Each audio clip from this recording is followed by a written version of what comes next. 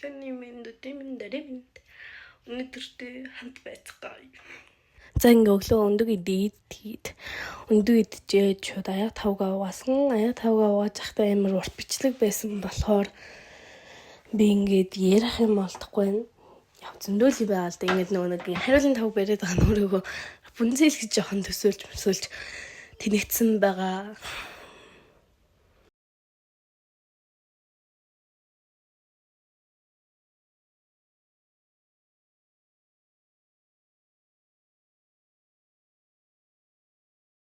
Угааж дуусчаад шууд нүрээ цэвэрлээ. Чудаа маагаад би шууд нэг анжиг байсан босоочуд ор дээр урачаал цаанда бэлдсэн.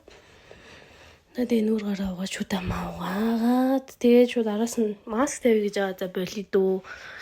Орой л тавья гэж бодоод тэгээд өсөнхөө згээ жоохон санаад амар ус ундаг. Тэгээд ийм шүрстэй нэг сав байсан. Тэгээд тэр мань алга болцсон болохоор нэг юм түр автлаа нэг юм саунд хийсэн. Бага шүү.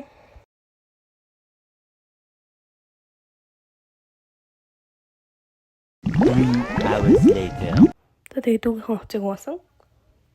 Тэгээд нэг жоохон хоол исэн дээр идчихээ даяа тавгаа угаасан. Өдөрт ерөөхдөө л 2-3 удаа заавал аяг золттой угаадаг байгаа. 2 hours later.